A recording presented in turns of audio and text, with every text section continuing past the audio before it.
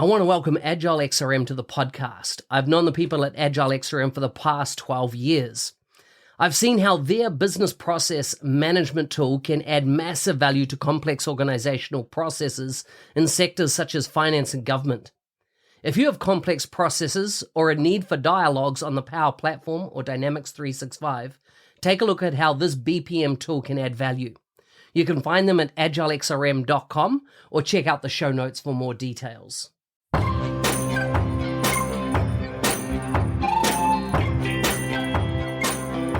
Welcome to the MVP Show.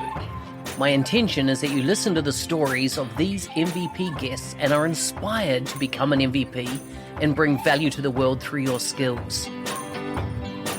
If you have not checked it out already, I do a YouTube series called How to Become an MVP. The link is in the show notes. With that, let's get on with the show. Today's guest is from Dallas, Texas in the United States. She's a founder and CEO of Item by Item. She was first awarded her MVP in 2023. Teaching is her passion. You can find links to her bio, social media, etc. in the show notes for this episode. Welcome to the show, Elif. Thank you very much, Mark. Thank you for having me. Good to have you on the show. I always find it interesting talking to other trainers, and you've obviously got quite a history in training. Yes, I started my D365 journey as a consultant, just like many other D365 people in the space. I worked as a consultant, then as a project manager, then I was a director for several years for a partner. And I was very familiar with just implementations and the challenges around training. And I always felt like there was a real need for D365 training in the D365 space. A lot of the Microsoft materials are really good, but they're mostly geared towards consultants. And I always felt like there wasn't enough materials for core team members, subject matter experts, and end users. And that's really our primary focus. And that's been my passion to make sure that the D365 materials are really towards people who are going to use D365 in their day-to-day jobs. Before we unpack all the technology, tell us a bit about you. Family, food, fun. What do they mean to you? I live in Dallas, and I'm married, and I have 2 kids. Actually, the funny fact is I literally just moved to a new house yesterday. Wow. Yes, a big life change. So both of my kids have just recently finished high school. They're going to college, and we're going into the empty nester kind of phase of our lives. So we have moved to a smaller house in a more fun part of Dallas, so that we can enjoy a little bit. I love food. I love being able to walk to places. I am originally from Turkey. I grew up in the city, so Dallas is really not the epitome of city per se from like public transportation and walking perspective. I'm really super excited about living in a part that's more city life. We can walk to shops, we can walk to the coffee places. So I'm very, very excited. What else is about me? I love to travel, and my job allows me to actually spend time in different parts of the world without, necessarily affecting my work. So we do have some plans to travel to New Zealand and a few other places, in the next couple of years to just kind of enjoy being done with having the kids all the time, with us and busy with their schedule. Nice. How long ago since you were in Istanbul? I actually was there last summer.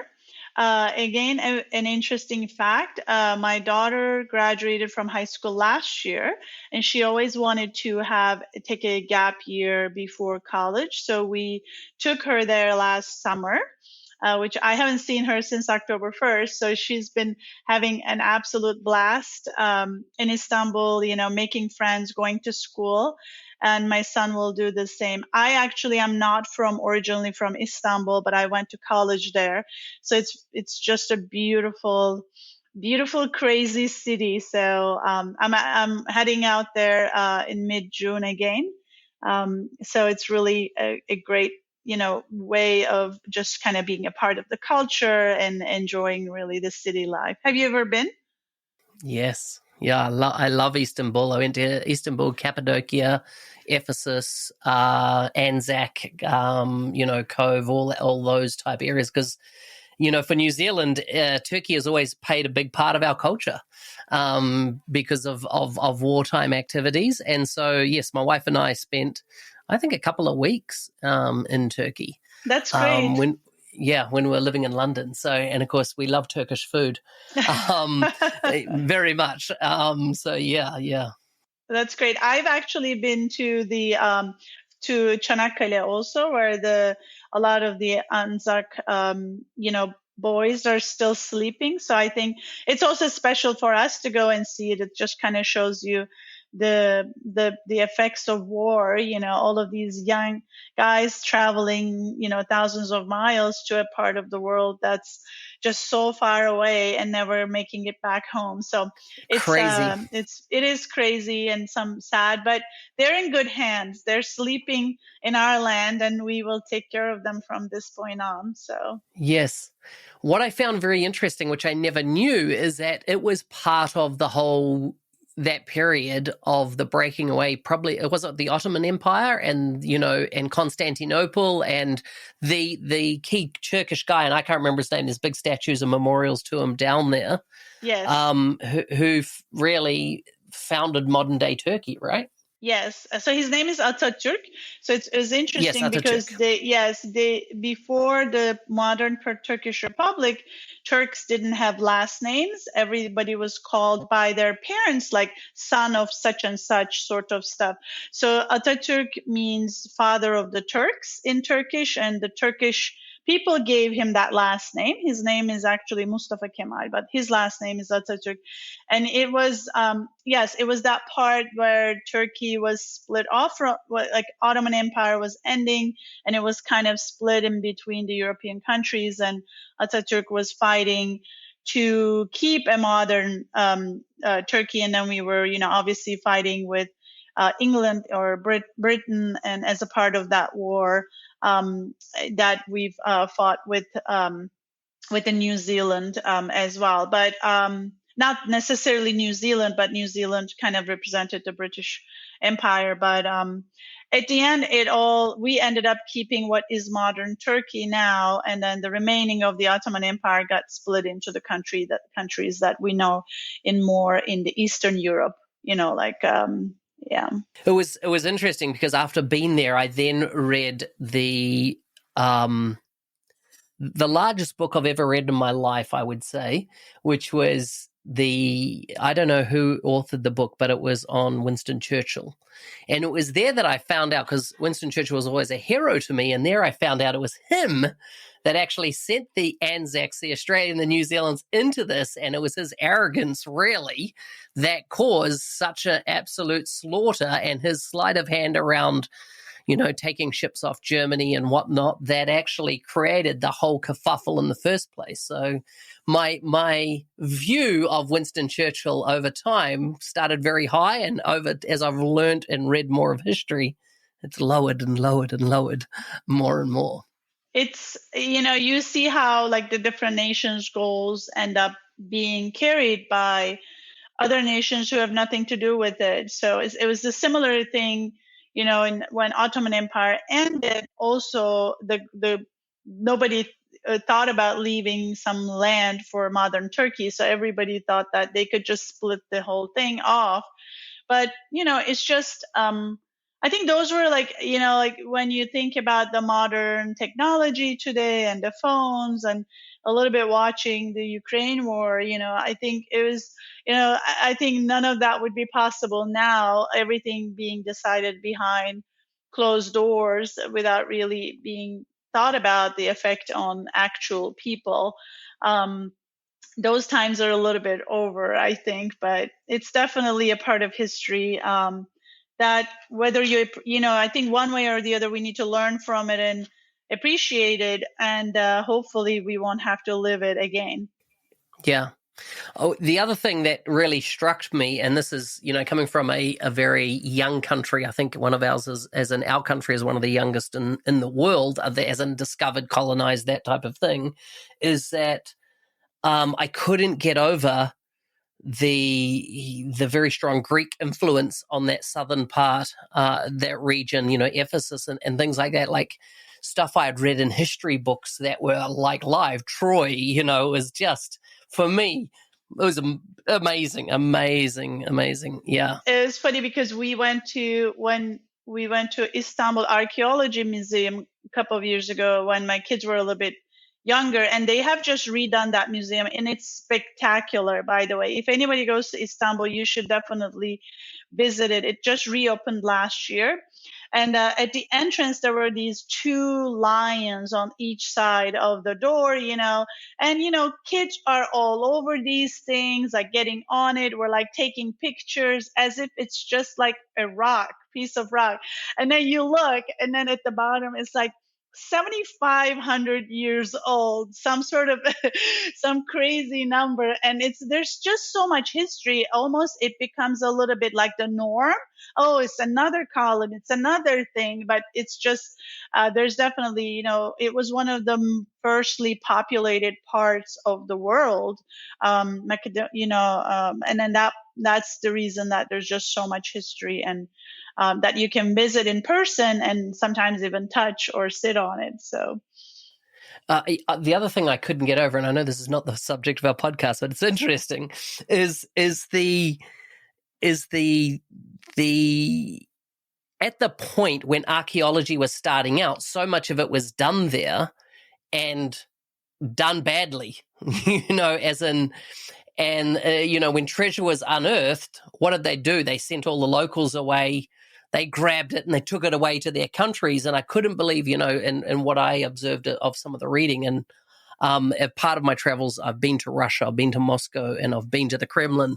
And in the Kremlin, seeing all their treasures that had been acquired from around the world, and then going there and finding that that's where a lot of the treasure was taken away to, either Germany first and then ultimately through history, and just, the taking away of some unbelievable artifacts to other countries to, that were built there. It was mind-blowing, that whole stuff that happened through history. The spoils being taken away. For the locals, sometimes even at that time, they didn't probably realize the importance of it. They also probably didn't realize that there's just an abundance of it. I mean, when you go to Ephesus in different parts, there's just like fields and fields of artifacts. So I think for them, they were probably either talked into, or I've heard so many different weird agreements that were made that some, that they were just kind of like the locals didn't really understand. And somehow they also maybe didn't feel like it was that important. And a lot of that stuff, you're absolutely right, ended up somewhere in Europe. But I think there were some efforts in the last, I would say, 10, 20 years to get some of them back. And I think Ottoman Empire did a pretty decent job of also trying to get them back. But it is just a lot, I think as long as I think it's seen by everybody and it's not in somebody's safe, hidden away from the world, I think everybody would be okay with it, because as long as people know that where it's from and the history behind it. Yeah, so true. Let's talk about what we came here to talk about. Tell me a bit about, first of all, I just want to unpack your company, because I find it very interesting, and we'll make sure we put links to the show notes. So item by item, tell us a bit about what that company does and what resources it provides to people. So basically what we provide is a learning platform, a subscription to a learning platform in which you can consume materials to learn about whichever D365 product that you're interested in. So instead of the traditional, usually when you're trying to learn about D365, the traditional way of thinking is there's X number of training for, like, let's say finance or supply chain or different parts of it. But we really didn't want to take that approach and create large chunks of training. So instead, our mentality was, if there is a skill that a learner needs to know to perform in D365, let's create a video for it, and that is a micro course in our world. So in each video, we're teaching the learner how to either perform a task, whether that's creating a POS transaction, creating an order, doing a procurement action, or doing an accounting act, etc. Or we are trying to teach them a concept. There are these concepts in D365 that are new when you're like starting to work with it. And we've basically created these videos, more than 1,200 of these micro courses in the platform. And you can think of them like little Lego blocks. So it gives us lots of flexibility of mix and match these small videos in any way we like. And then what we did is we sat down and thought about different roles and responsibilities within an organization. Who are the people who are going to be learning and using D365? You have accounting staff, a controller, an inventory analyst, all of these roles. And we've created learning paths and combined these micro courses together in a particular order. And we have some assessments in there, some gamification. So that when the learner gets into the platform, they can see what's assigned to them right away, what learning paths are assigned to them. It's relevant to their job, and it's very intuitive. They click on the learning path and they right away start to go through these videos. Because the videos are short, they can pause it at any time. They can bring up a D365 instance, replicate the process there. They don't need to take lots of notes. They don't need to remember a lot of steps. So it really helps to have this micro learning strategy, which is, really helpful to adults to really learn a topic in a quick way. It also gives us ability to find exactly what you're looking for. Let's say that you're doing some testing and you forgot how to do something. If you have the traditional training, you're going to have to dig through 2 days of training materials and find exactly where, you learn that one particular thing. But with this, you can just do a keyword search and find that one video, watch it, and be able to go your way. So so what we're doing is we're connecting with customers who are implementing D365 and helping them throughout the implementation, whether that's training their core team or their end users, and then sometimes even post implementation when they're hiring new staff or they want people to be cross-trained between departments. Obviously, what we provide is standard training. But we also have capability of adding custom training on top of what we have. Sometimes customers create the custom training and we just add it free of charge, or they ask us to create the custom training and we do that, and there's a special fee for that. And then we have had great success, and we can definitely see in the implementation. Today, actually, I had a meeting with a customer, and we were discussing this because they were struggling to engage some of the core team members to log in and follow the IBI platform. And they reiterated this, that I hear from all of our customers. The people who are spending more time on training in the platform are so much more vocal and much more active within the meetings. The meetings are so much better and interactive, and the decision making is much stronger. So it's hopefully that's what we're bringing to the table as a value proposition to the companies that are implementing D365 and get them to a level where partnership is better with them and their partner. Very good. Tell me about how you became an MVP. So I have been in the D365 space for a while, and I was at a conference last year, and this topic was being discussed within a breakfast that I was attending, and everybody was talking about, such and such became MVP. How do you become MVP? And someone mentioned that you have to be nominated by someone from Microsoft to be an MVP. And I met a couple of Microsoft people and mentioned that to them the next day, and one of them actually nominated me, and I did receive an email, and then I honestly didn't know much about it. Like, I didn't know the requirements, or I didn't know like how to go about it. And I do have a unique background, and what is amazing, also surprising to me, is there are not that many D365 F&O MVPs in the world and in the North America as well. What I came to find out is there are only 20 worldwide, or 20 plus, maybe 20 to 25. And we are around 10 in North America, which is US plus Canada. So then I just went through the application process. I was already quite active. I have, the website, then I'm active on LinkedIn. I do a lot of collaborative blog posts, videos, obviously as a part of my job. And I did not hear anything for several months. And in the website, they don't really tell you, they're going to tell you no.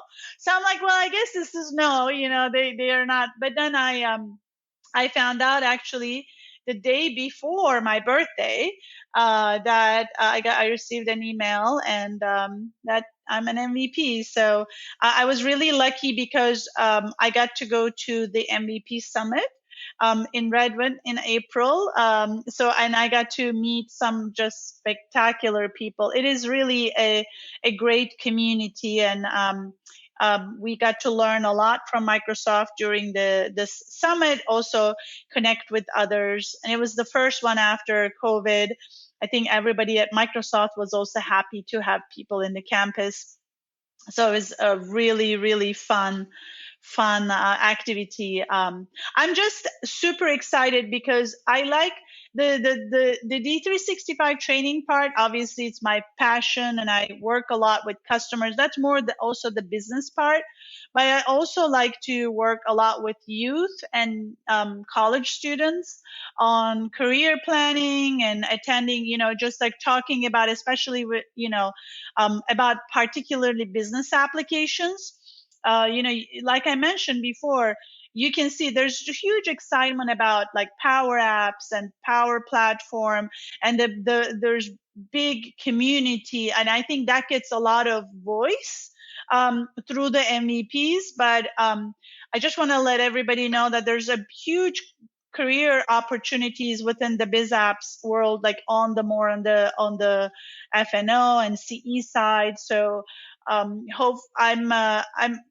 I've already done some work with Microsoft through to students in college, but I'm also going to do some local work in some local colleges here in Texas to just talk about career options, training opportunities for them as well. Hey, thanks for listening. I'm your host, Business Application MVP Mark Smith, otherwise known as the NZ365 Guy. If you like the show and want to be a supporter, check out buymeacoffee.com/NZ365 Guy. Thanks again, and see you next time.